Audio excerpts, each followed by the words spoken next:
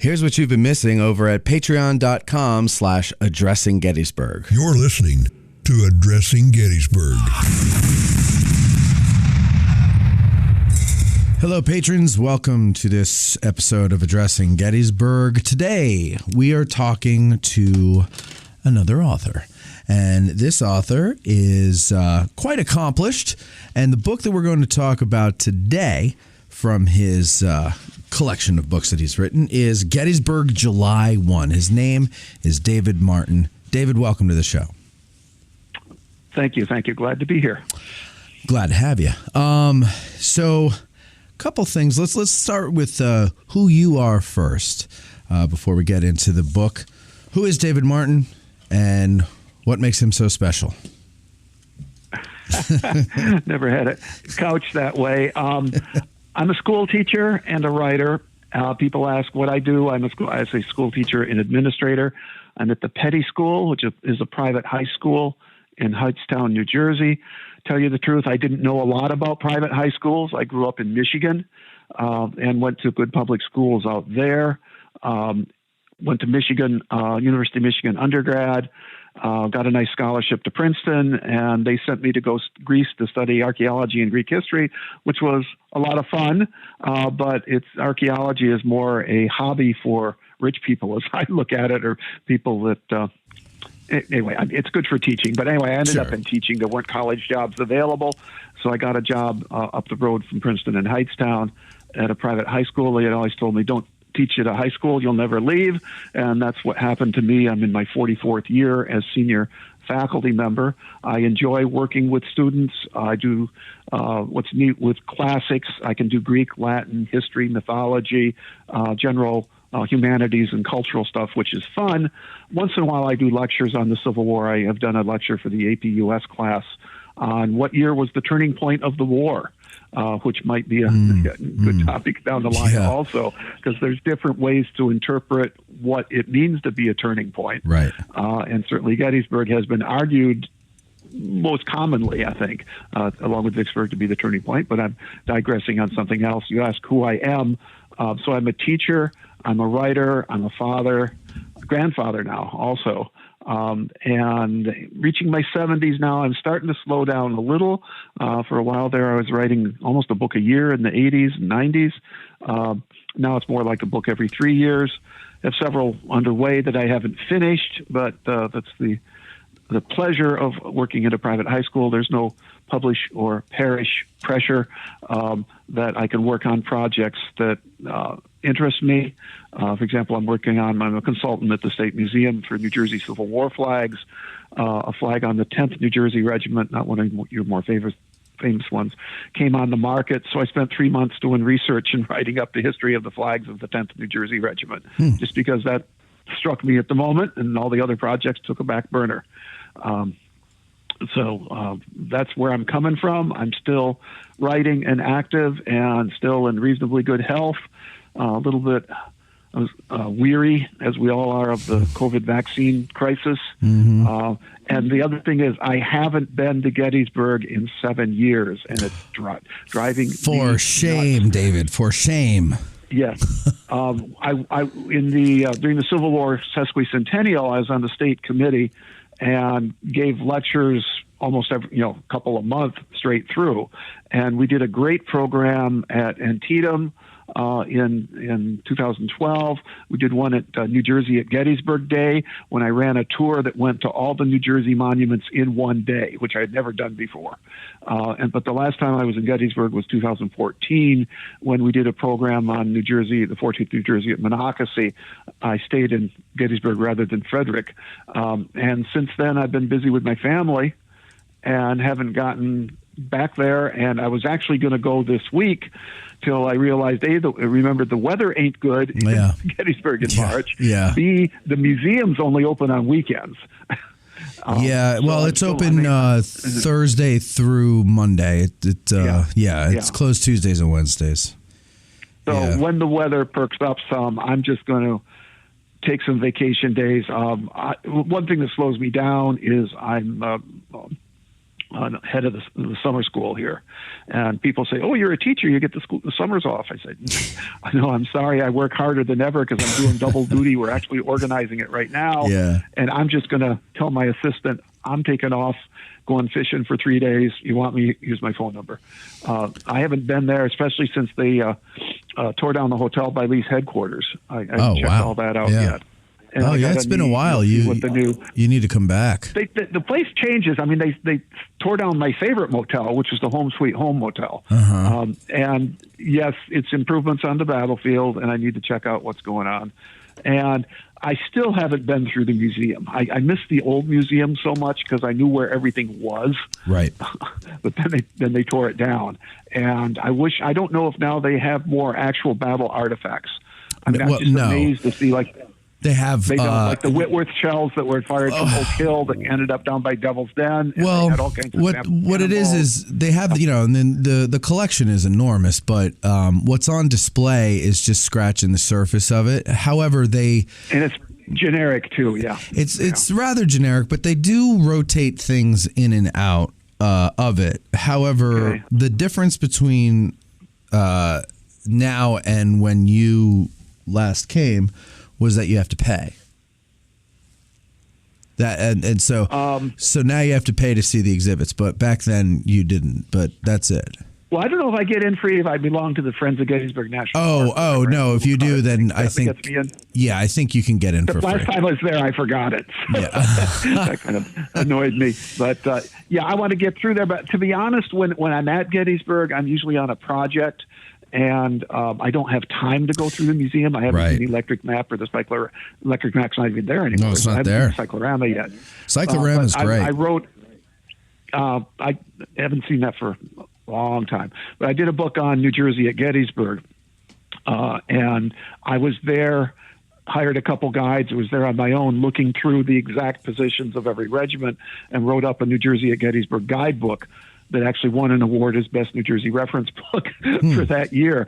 And I wish every other state had a guidebook like that to look at specific unit positions and figure out where they were, where the flags were, and that kind of stuff. And that was fun. But when I was there doing that research, I was very focused on getting it done. And my time when I'm at the battlefield is so precious from dawn to dusk. I don't have time to go through the museum. But this trip, I need to start at least doing section by section. Yeah. Okay, so would you say that Gettysburg is your favorite subject in history, or one of your favorites, or how does it rank up there? It's probably still one. When I get tired of Gettysburg, which I do periodically, I go down to Antietam. Okay. And Antietam's neat because you can walk all day and just find a few people from townspeople, especially down on the south part of Antietam. There's a lot there that is real neat to study. Lots of regiments, lots of action, lots of sources. That's why once I finished strengths at Gettysburg, I started regimental strength at Antietam. It just poses a whole different set of problems researching that, and we can get into that in another program. But Gettysburg being fought on July 1st, they had just done muster rolls for pay the day before, and there's all these records to dig out in the archives. For Antietam being fought in the middle of September, it's a totally different route. I had to go into newspaper articles after battle, and there's a lot of good Confederate newspaper articles that haven't been tapped. Anyway, different set of problems. So, and then my third area is Monmouth Battlefield, because I live 8 miles from Monmouth Battlefield, and that's one reason I haven't been going as much to Gettysburg, because it's a 3-hour drive. I live 15 minutes from Monmouth. Right. I'm president of the Friends of the Battlefield. I'm helping them do original research. Alexander Hamilton and Aaron Burr were both there. They were both wounded. There's a lot of neat stuff there, and it is, it's a known battle. It's just not one of the top ones on everybody's tip of their tongues. And I'm working very closely with the historian there, and it's neat to be, one of the country's experts on the Battle of Monmouth. But it's just because I go there all the time. I give tours and stuff like that. So my 3 top would be Gettysburg, Antietam, and Monmouth. But that's all military history, yes. Yeah, I grew up in New Jersey, and I'm ashamed to say I have never been to Monmouth. But well, then, Well, you need to rectify that, or if you're going to come, give me a call, and I'll give you a tour of what's out there. Absolutely. I would love it. Yeah. No, I mean, when I come back to visit sometime, I am going to make time because my mother doesn't live too far. Actually, my mother's down by the beach, and my father's still up north. My sister's still up north, and neither one of them is too far a drive from Monmouth. So, there's that's really what's no nice excuse. in New Jersey. You're never more than an hour and a half from anywhere in New Jersey. That's true. Yeah. So Gettysburg, July 1. What made you decide to do a book about July 1st? What year did this come out, by the way? Okay, it came out, I think it was 95. 95. I've got a copy here. So this was before. This was before 95, Fonts. Yeah. This was before the Fonts book, right? Okay. And what? Okay. Well, I'll talk about the books first, and then go back and what got me going on it. But, sure. Well, maybe not. Okay. I grew up in Michigan, and my great-grandfather was in a Michigan battery, the 8th Michigan Battery. But my favorite regiment was the 24th Michigan, which, as you know, is a key part on the first day. Right. And I developed a liking, Lord knows why, for General Reynolds. Mm-hmm. And they're both on the first day. And there wasn't any monograph on the first day out except Hassler's book that came out, I think, in 88. It was just like a prelude to the main battle. And nobody was paying a lot of detailed attention to what was going on there. And you're saying Hassler with an A, not Hessler with an E. Hassler, yeah. Warren Hassler, okay. Hassler, okay. In 88, University of Alabama. Mm-hmm. And I was writing, long story. I got into liking Civil War because I was a teenager when the Centennial came up. I'm a little bit older than you. I don't think you were around when the Centennial was here. No. But I used to get for Christmas, a company called Marx, M-A-R-X, like the Marx Brothers, did soldier sets. One was the Revolution, which I liked. One was the Alamo, which I really liked. And one was the Civil War blue and gray set. So I had all these toy soldiers.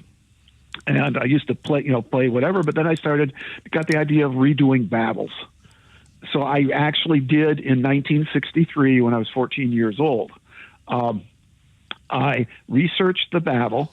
I took one of the rooms or half of our basement and made a battlefield out of paper mache and trees and houses and roads and everything. Got the order of the battle out of Battles and Leaders of the Civil War.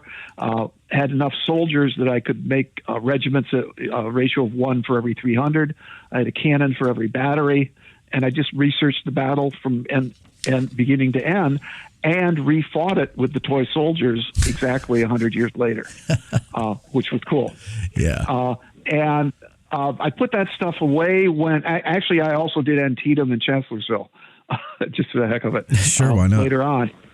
So I went off to the University of Michigan to study military history. And I took a course I took a graduate course in the Revolution when I was a freshman in college, and I got an A+ in it, and they didn't know what to do with me. And it was also the days of Vietnam, so I ended up, because my advisor was a Greek teacher, and I had a free course freshman year. He talked me into taking Greek instead of economics, and it was cool and different. And really different. So I started studying Greek, and they gave me a scholarship to go to Rome, and I ended up being a classics major. But I still enjoy American history, especially military history. Went to Princeton, got a scholarship to study archaeology in Greece, and was all ready to teach classics when I finished, but there weren't any jobs. Although we used to say, pardon the French, where there's death, there's hope. You'd really, read the newspapers to see, any Latin teachers die anywhere that I got make a job opening. Well, there wasn't.